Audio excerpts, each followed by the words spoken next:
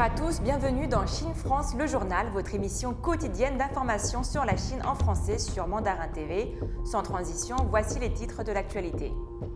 La Chine rejette fermement l'approbation d'un projet de loi par les États-Unis concernant la participation de Taïwan à l'Organisation mondiale de la santé.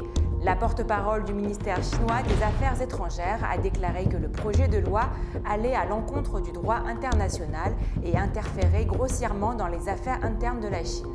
Le trafic maritime est perturbé autour des principaux ports à conteneurs chinois après la découverte la semaine dernière d'un cas de coronavirus à Ningbo qui a entraîné la fermeture d'un des terminaux sur la côte est de la Chine. La Chine renforce la sécurité sanitaire des aliments, notamment face au risque que les aliments de la chaîne du froid représentent pour la prévention et le contrôle du Covid-19. Le pays améliore également la gestion de la sécurité des données des véhicules connectés intelligents. La Chine a exprimé jeudi dernier son fort mécontentement et son rejet ferme à la récente approbation par le Sénat américain d'un projet de loi concernant la participation de Taïwan à l'Organisation mondiale de la santé, selon un communiqué du ministère des Affaires étrangères. Le 6 août, le Sénat américain a adopté un projet de loi visant à charger le secrétaire d'État d'élaborer une stratégie pour que Taïwan regagne le statut d'observateur au sein de l'Organisation mondiale de la santé par consentement unanime avec seulement quelques sénateurs présents. Ce projet de loi exige que le secrétaire d'État américain décrive les changements et les améliorations au plan du département d'État afin de soutenir le statut d'observateur de Taïwan à l'Assemblée mondiale de la santé. Qualifiant le projet de loi en question de manipulation politique complète par une poignée d'hommes politiques anti-chinois, la porte-parole du ministère chinois des Affaires étrangères, Hua Chunying, a déclaré que le projet de loi violait gravement le principe d'une seule Chine et les 3 communiqués conjoints sino-américains allaient à l'encontre du droit international et des normes fondamentales régissant les relations internationales. La porte-parole a annoncé que la Chine déplore et rejette fermement la décision du Sénat américain et a déposé des observations solennelles auprès de la partie américaine.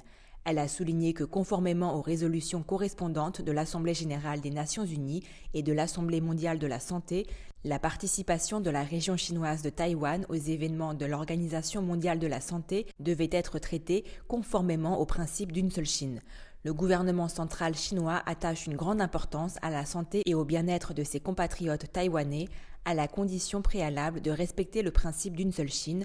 Nous avons pris des dispositions appropriées pour la participation de la région de Taïwan aux affaires sanitaires mondiales, a-t-elle ajouté. Hua Chunying a exhorté le Congrès américain à reconnaître pleinement la nature hautement sensible de la question de Taïwan, à respecter le principe d'une seule Chine et les 3 communiqués conjoints sino-américains, à obéir au droit international et aux normes fondamentales régissant les relations internationales, à s'abstenir d'aider la région de Taïwan à élargir le soi-disant espace international et à cesser d'envoyer tout signal erroné aux forces de l'indépendance de Taïwan. Le trafic maritime est perturbé autour d'un des principaux ports à conteneurs en Chine en raison de la découverte d'un cas de Covid-19. Mercredi dernier, un employé du port de Ningbo-Zhoushan sur la côte est a été testé positif. Conséquence, les autorités chinoises ont immédiatement arrêté l'activité du terminal concerné. Situé à 250 km de Shanghai, Ningbo est l'un des plus importants ports chinois pour le fret et le 3e au monde pour l'expédition. Pas moins d'1,2 million de tonnes de marchandises y ont transité l'an dernier. Face à la flambée des cas de Covid-19, la Chine emploie les grands moyens. Après la découverte d'un cas de Covid-19 parmi les employés du port, 2000 employés ont été mis à l'isolement par précaution. Résultat, les opérations ont dû être stoppées sur le terminal Meishan, la plus importante zone portuaire avec une capacité de 10 millions de conteneurs. Les autorités n'ont pas encore déterminé comment un cas de Covid a pu survenir au sein d'employés portuaires en théorie déjà vaccinés et régulièrement testés. Cette fermeture risque d'accroître la pression sur d'autres ports chinois déjà sous tension à cause des restrictions sanitaires et du redémarrage de l'économie mondiale qui a fait bondir la demande de biens. Ces événements risquent d'entraîner une nouvelle hausse des tarifs du transport maritime par conteneur dont les prix ont flambé à cause de la crise sanitaire. La 5e exposition internationale d'importation de la Chine, CIIE, a ouvert les inscriptions pour son exposition commerciale, a annoncé jeudi dernier l'organisateur. Jusqu'à présent, plus de 20 entreprises mondiales se sont inscrites à la 5e édition qui se tiendra à Shanghai du 5 au 10 novembre 2022, a déclaré Liu Fuxue, directeur adjoint du bureau de la CIIE. Il a ajouté que la 5e édition de la CIIE mettra en place une section spéciale pour l'intelligence artificielle pour la première fois. Actuellement, quelques 360 000 mètres carrés de la surface d'exposition de la 4e CIIE ont été réservés, atteignant ainsi l'objectif prévu, a déclaré M. Liu. La CIIE est la première exposition consacrée à l'importation dans le monde et elle a constaté des résultats fructueux au cours des 3 dernières éditions. La 4e édition de la CIIE devrait être organisée hors ligne à Shanghai du 5 au 10 novembre de cette année. Ces dernières années, la Chine a redoublé d'efforts pour améliorer son système de sécurité sanitaire des aliments avec le renforcement de la supervision, la protection en salubrité sanitaire et le triage des aliments. La Chine a publié 1366 normes nationales en salubrité alimentaire, couvrant plus de 20 000 indicateurs jusqu'en juillet 2021. Le taux de non-conformité lors des contrôles aléatoires de l'Inspection nationale de la salubrité alimentaire s'élève à 2,31% en 2020, soit au même niveau qu'en 2019, montrant une bonne dynamique de l'amélioration stable de la salubrité alimentaire. Le taux de conformité lors des inspections de routine de la salubrité des produits agricoles ont dépassé 97% pendant 6 années consécutives. Les autorités de supervision ont renforcé l'application de la loi dans les domaines et étapes clés de la sécurité sanitaire des aliments. En novembre 2020, l'administration d'État chinoise pour la régulation des marchés, le ministère de l'Agriculture et des Affaires rurales et le ministère de la Sécurité publique ont lancé l'action contre les aliments contrefaits à la campagne et les opérations d'application de la loi. Le 18 mars 2021, le ministère des Ressources humaines et de la Protection sociale, l'administration chinoise pour la régulation des marchés et le Bureau national des statistiques ont publié officiellement 18 nouveaux métiers, dont responsable de la salubrité alimentaire. Afin que les producteurs et les intermédiaires assument leurs responsabilités, les villes chinoises cherchent à améliorer la traçabilité alimentaire. La province du Zhejiang a récemment lancé le système de gestion en boucle fermée de la traçabilité pour la salubrité alimentaire. Il suffit de scanner le QR code de la chaîne de traçabilité pour connaître le traitement des aliments et le résultat des inspections. En cas de problème dans les aliments achetés par les consommateurs, les autorités de supervision pourront tracer la chaîne de circulation des aliments pour identifier le commerçant et défendre les droits des consommateurs. Et pour contribuer davantage à la sécurité alimentaire nationale et répondre à une demande croissante, la Chine, premier pays producteur mondial de riz, souhaite augmenter sa variété de riz. C'est l'un des objectifs du pays pour les prochaines années. Selon un académicien agricole de haut niveau, la culture de plus de variétés de riz produisant des récoltes plus saines et un meilleur rendement devrait être encouragée en Chine pour répondre à la demande croissante et contribuer davantage à la sécurité alimentaire nationale.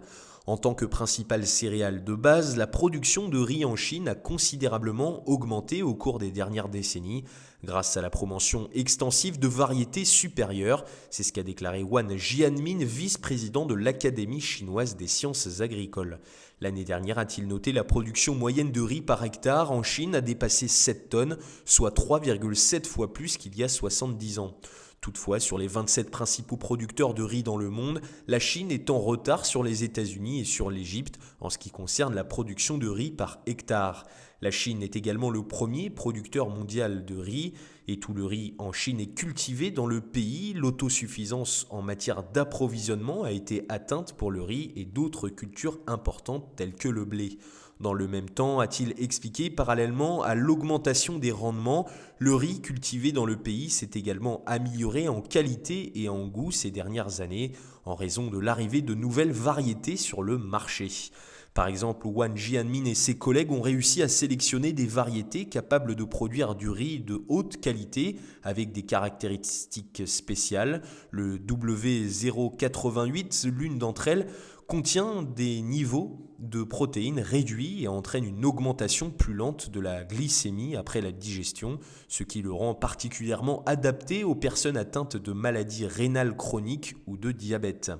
Avec les progrès réalisés ces dernières années dans la recherche et le développement de variétés de riz de haute qualité, la qualité et le goût de certaines variétés de riz cultivées en Chine sont désormais comparables à ceux du riz de qualité supérieure cultivés dans des pays comme le Japon et la Thaïlande.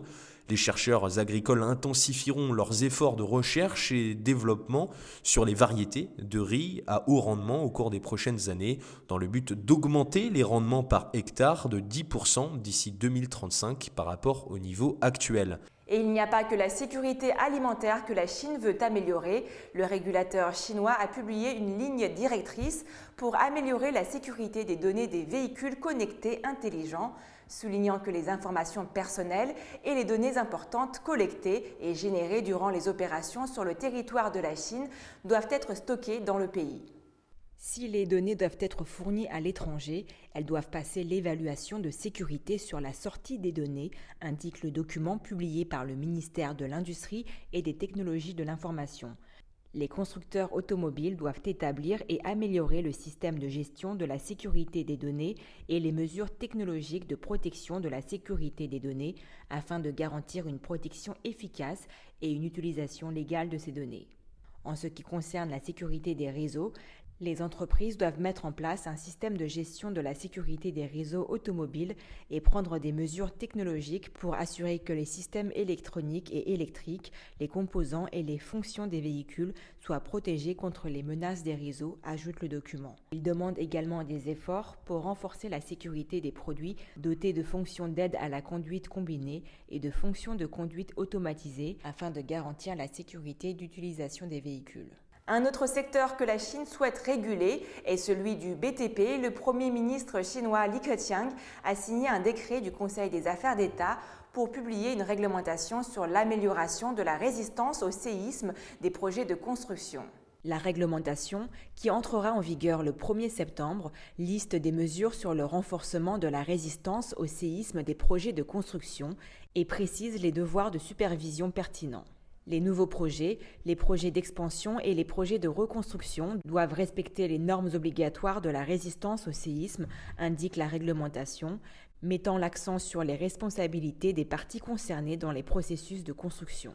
Pour les projets de construction achevés, la réglementation exige l'évaluation, le renforcement et la maintenance de leurs structures résistantes au séisme et de leurs dispositifs d'atténuation des chocs. Elle spécifie également l'importance des efforts pour améliorer les propriétés antisismiques des bâtiments dans les zones rurales et stipule le soutien politique aux technologies résistantes au séisme ainsi que les responsabilités juridiques en cas de violation de la réglementation. L'aéroport international de Qingdao-Jiaotong, un nouvel aéroport de la province du Shandong, dans l'est de la Chine, est officiellement entré en service le 12 août, a annoncé le groupe de l'aéroport de Qingdao.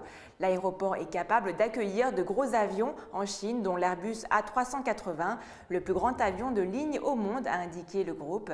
Parallèlement, du fait de la mise en service du nouvel aéroport, l'aéroport international de Qingdao-Liuling a été fermé.